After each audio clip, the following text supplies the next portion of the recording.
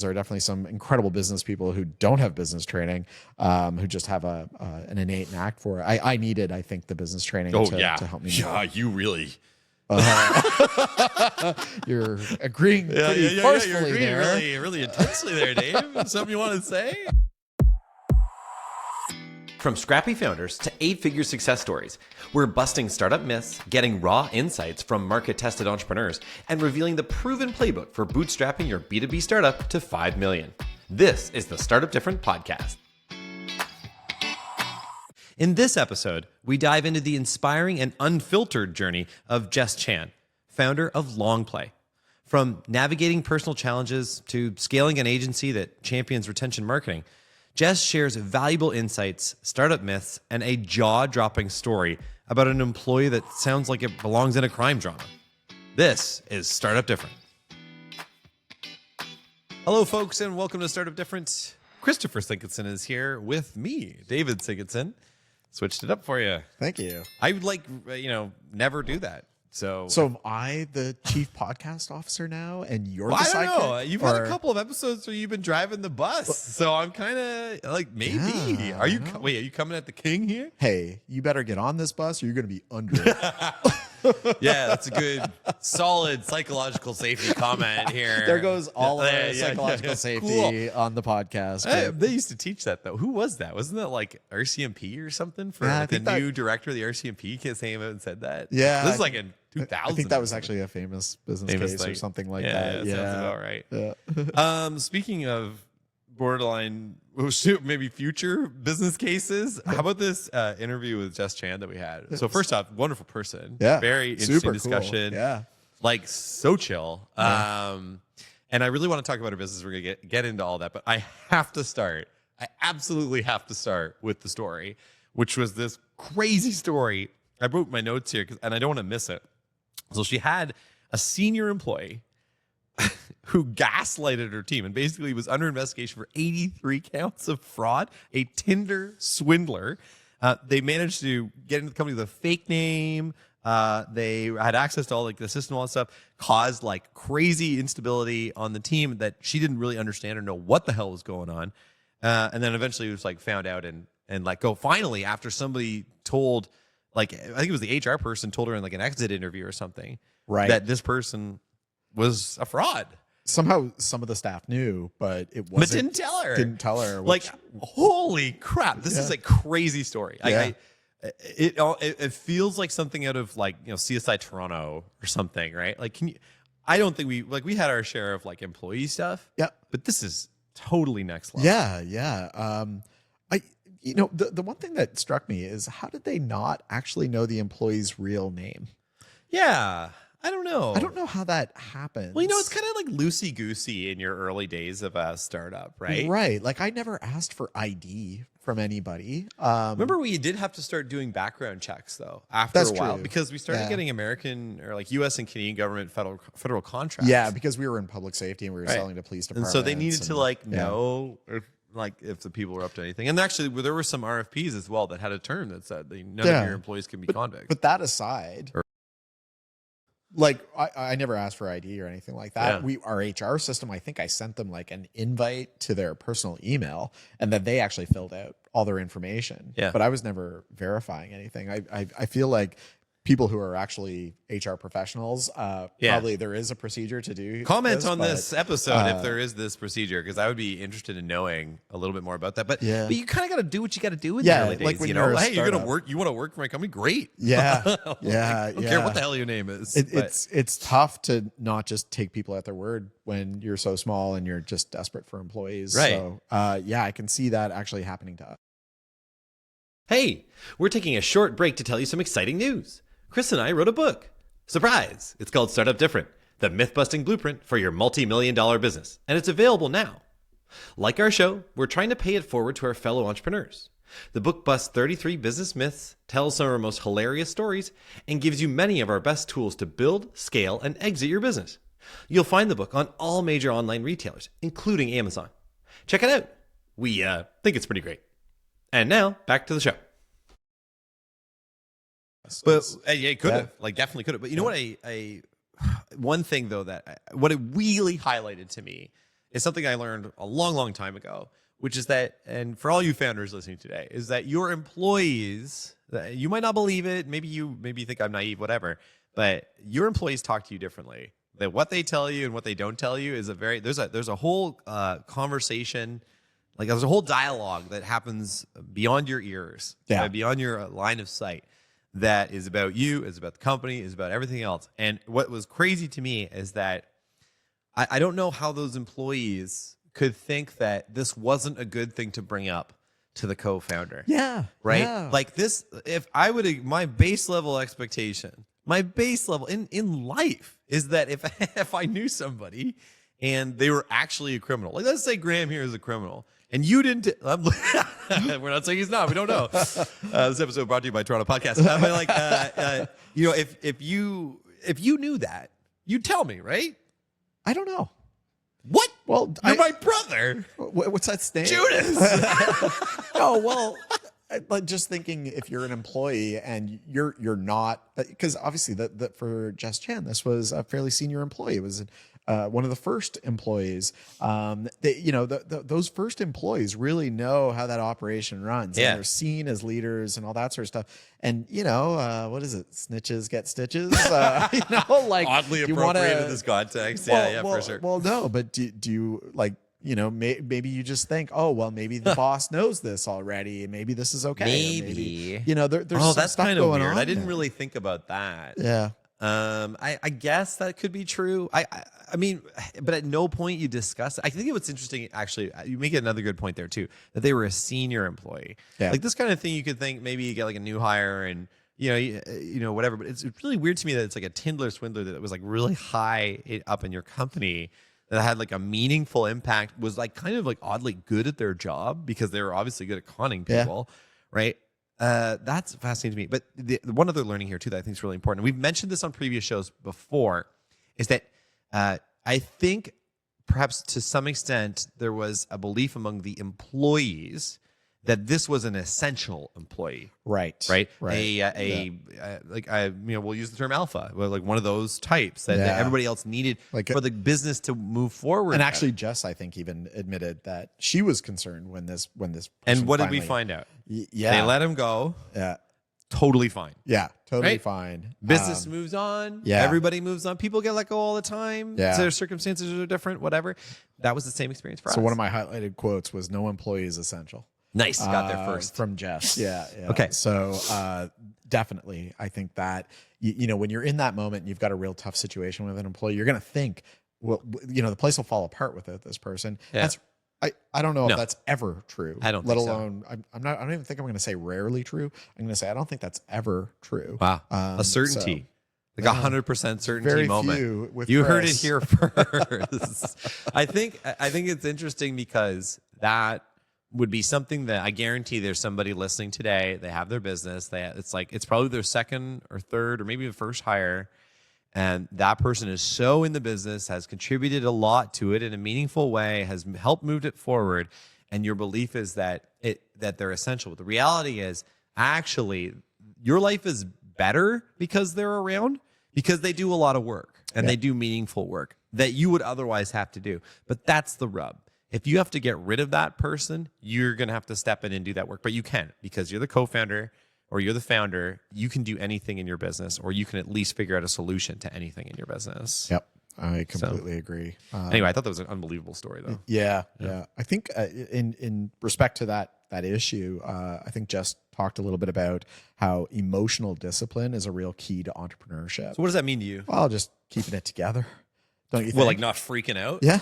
Yeah. Like what kind of freak out, though? Like, because I feel like there's the office freak out in front of the staff, which we have had before. Yeah. Remember when we were in the Toronto Star building? Here's a good story.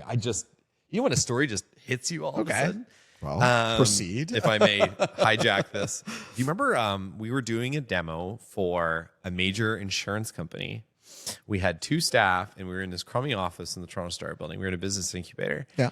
And, I was a little keen, a little bit too aggressive in those days. I also didn't really understand the sales cycle that well yet. I didn't realize that you had to do, I thought we had go ahead after like 1 demo, but when you're demoing a big company, you usually got to do like 4 or 5 demos. Yeah. It's going to take you like 6-7 months. Yeah. I mistakenly put their logo on our website as a customer. Oh yeah. Okay, so talk about, by the way, I regret this. This was a stupid thing to do. And then we go on the call and have a good demo. Everything's going well. And at the end of the call, they say, hey, by the way, we see that our logo's on your website. You have to take that off right now because we haven't committed to anything. We're not doing this. Da, da, da. And I felt terrible. I feel bad actually recounting this story right now. Really? Yeah. I do. I think I vaguely I have recall remorse, this. despite you not thinking I do. Yeah. Yeah. Oh. Oh, wow. Wow. Learn something new today. And but it was one of those. It was one of those moments where I think after the call, I turned around and I'm pretty sure I was like, you know how you just freak out? Like I just like freaked out because I was like, that was embarrassing. That was stupid. I obviously blew the deal. So you must assume or have thought that they're going to sign up for freaked sure. out just for the moment. Yeah. I did think that they were a major brand. Yeah, you know? so it would have been a big win, right? Yeah. Something that we could potentially have used to get into that industry. Yeah. Right. Yeah. And I blew it because I got a little bit too far ahead of myself. A little bit over my skis. Just thought, oh, they're signing up for sure. That was such a great demo. Yeah. Let's just put their logo up on the website. Uh-oh. Yeah. Yeah, And so, shucks. but I think that's a good story because that and just for, there's a lot of things in there. Like one is don't do stupid stuff like that. Obviously don't get too far ahead of yourself. Don't count your eggs before they hatch, that kind of thing. Yeah. But the other piece there is just, mentally, that was a bad place to be in after that because I failed pretty colossally. How old were you then, do you think? Very young. Like 24? Yeah. Maybe? 24. A youngster. Yeah, that was a very young. We had just this was like maybe in the first year I was doing it full time, like 2014. Yeah. And but I remember like freaking out and to be honest, for the early employees, it wasn't unusual for them to see Chris and I get pretty heated.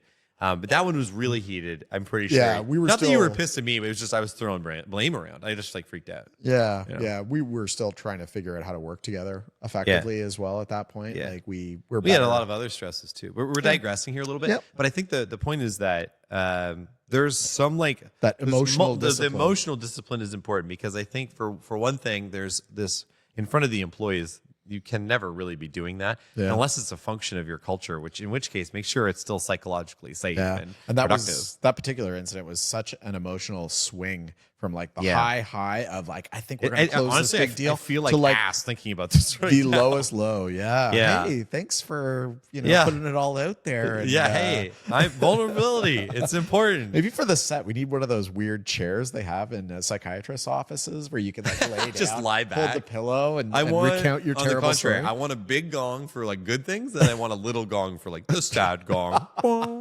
But anyway, but then there's another. I want to just getting to the end of this point. There's another thing here on emotional discipline, which is like emotionally regulating and disciplining yourself, but like without being around the staff. Like there's two different things here. There's like the way you act with staff, and then there's the way you act personally. And I can't remember if it was with her in her episode, but there was an episode where we talked about how some entrepreneurs just need to like stay on the path for a while, and that requires remarkable discipline. Yep. And that's definitely an emotional discipline too. Don't freak out about your business because it's not doing the hockey stick curve yet. Right. You know? Yeah. And that's kind of, I mean, also that was the whole thing behind her name too, right? Like Longplay. Yeah. So she's playing the long game. Yeah. Right? Yeah. So, I'll on find it retention here, but she did have a really good quote. Focusing on profitability and cash flow is crucial before scaling revenue. that's interesting. Yeah. And that's Longplay. That's cool though. Yeah. Let's talk about that for a second. Sure. Because I think that sometimes you think more revenue is equal to more profit is an easy arithmetic to do, but it's actually wrong, right? Yeah. You take this. You love this kind of stuff, this Well, operation. definitely. Yeah. Like it's really got to be profitable and you've got to be really So realistic. you got to be like optimized is what I'm trying to say. Like you have to scale the business well. But I think we're saying the same thing. Maybe we're violently agreeing here, yeah. perhaps. I know it took us a while to really figure out scaling. And that was not a one project and done, and then we could scale. It was like a continuous thing that we kept working at to make sure that as we scaled, we remained profitable and had good cash flow. But I just like that. That's the name of their company. Longplay was like, hey, let's forget about just, quick revenue jump, even though it costs us $2 to make $1. Let's focus on actually being profitable all the way through. So yeah, great name.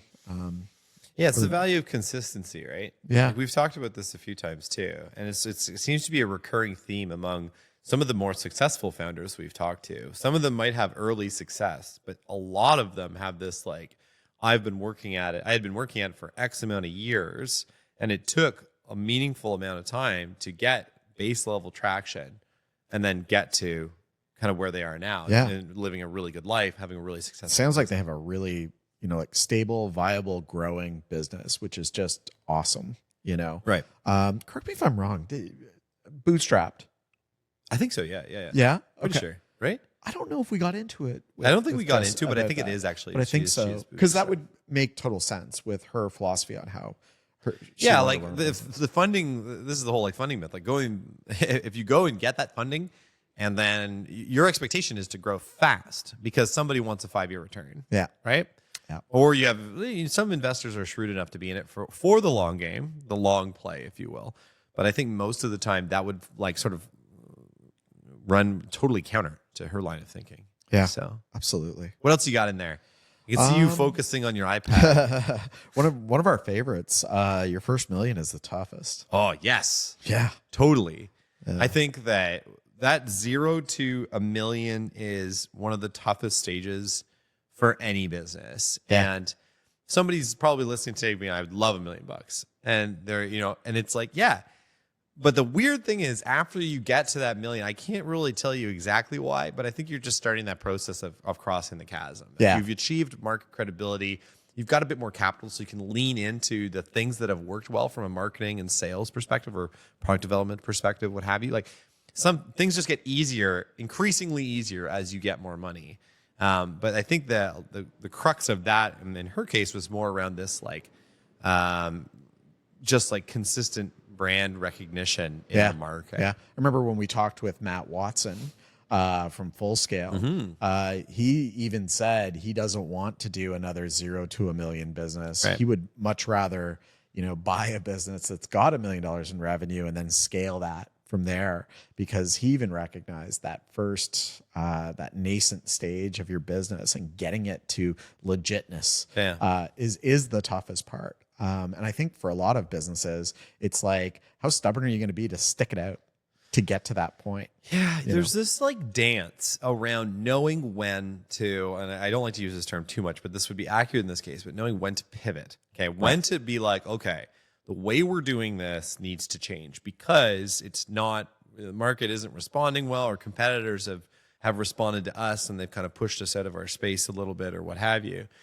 But then at the same time, there's a danger of pivoting too often, right? And I find that what I like about the idea of the consistency game, but I'm also worried about, is that, yeah, you want to play the long game. Give the idea a chance. Give it like 4 years or something.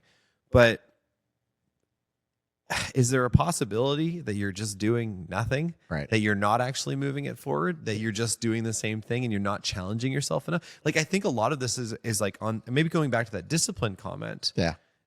Is you have to make sure you're also challenging yourself in that time. Maybe you don't have to overhaul the whole business, but you've got to be looking for ways to also move that business forward. Yeah. And it's not you just sitting there. I think of before you and I started working together and I was that solopreneur for a long time. Yeah. I was in that where it was like, making money, but like not really growing, kind Land of of the this, living like, dead. yeah, and working really, really hard, just never really capturing the value and actually scaling it. So I think there is kind of like a point where you do need to realize that, hey, I've got to like step on the gas pedal here from a growth perspective so that I can get to like economies of scale, hire more people, it's not like, but make my life better rather than constantly living in that, 0 But to 1 it's not so million. simple to be like, I just want to step on the gas pedal. Like if that Right. were the case, everybody would be millionaires, right? Like it's like you still have to figure out Yeah. how to step on the gas. Yeah, when I think back to those days, it was not obvious. Like if I could have just quote stepped on the gas pedal, I What would you would have have. done? But what would I have What would you done have done, differently? right? Yeah, I know. I was just in a point,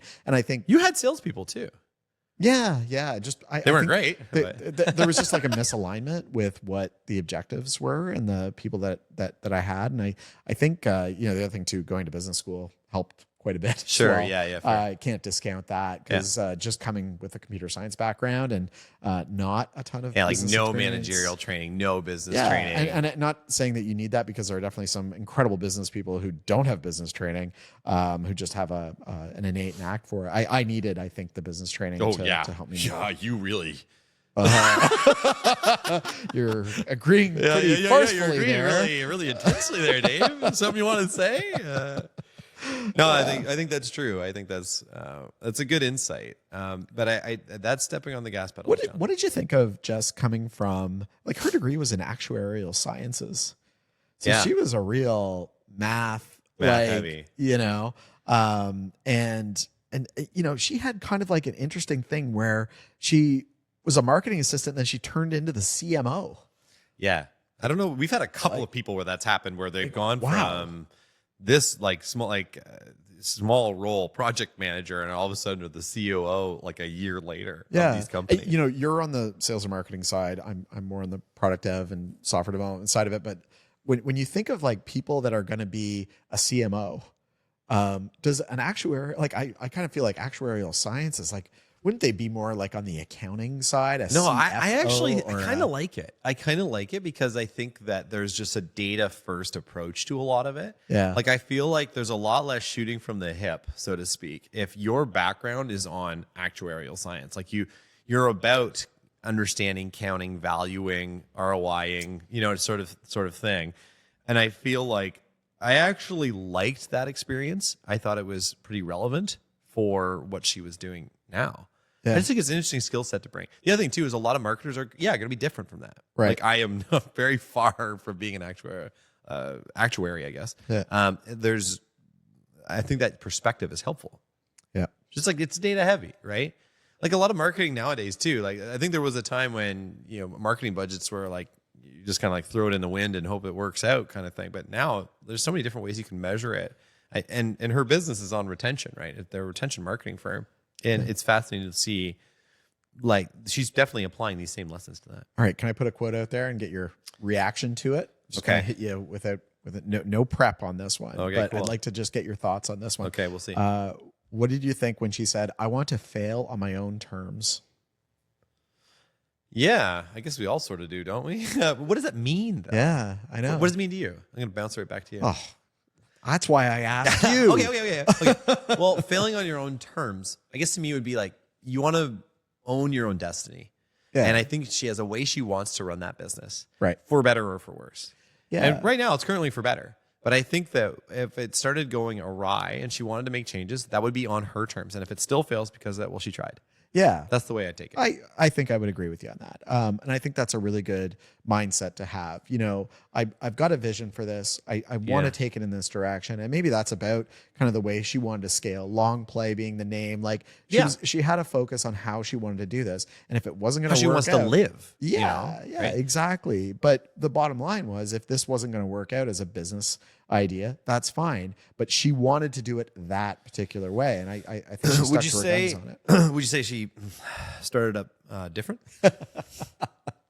Yes. Yeah, I think we also talked about the gong and having the different gong going. But she wanted one in her condo, I think. Yeah. But for real though, like she actually is starting up different. And I think that's part of it because you don't buy into all this hype around how your business ought to be. Right. She, again, I think vision is a good term. She had a clear vision of how she wanted to make this thing and what her life was going to be like. Right. And she focused on that primarily. Yeah, it's like, I want to fail on my own terms, but it's also I want to succeed on my own terms is the parallel to that. And I actually think too that that's part of her success because I think the more authentic you are, the easier it is to do everything else. Like your culture will flow naturally from that. Like you think about us, so we try to use a different culture that didn't work because we weren't authentic to that. We weren't like, that wasn't us, right? That wasn't on our own terms, right? That's right. You think about how you want to deliver on the market, your pace if you want to build your company, like all these things, that's going to lead to a very healthy culture, a very sustainable company, a very profitable company. You know what I mean? Yeah. You're trying to be the next whatever, and you're just pumping it full of money, but the market's not really like it's not happening, right? But for her, she's got it under control, and I think that's one of the toughest things to actually get for a lot of founders. Yeah. So she also just seemed like one of the coolest people. Yeah, she's pretty cool. We've had on the way show. cooler than you. way cooler than me, to be honest. Like, but like, because I'm cooler than you. So if she's cooler than me, she's way cooler than you. Yes, that's usually how it works So out for Chris. cool. So, yeah. Getting punchy in some of these recap episodes. I know, eh? yeah. Need a Let it coffee. fly. Okay. Thank you, folks. I think that's. Did you have anything else, or did you want to? No, that's all right. Well, that's kind of what I wanted to cover. Yeah. thank you, folks, for joining us for another episode of Startup Different. Next week we'll have another awesome interview, and we are looking forward to that. Until then, have a lovely rest of your day, and we will see you then.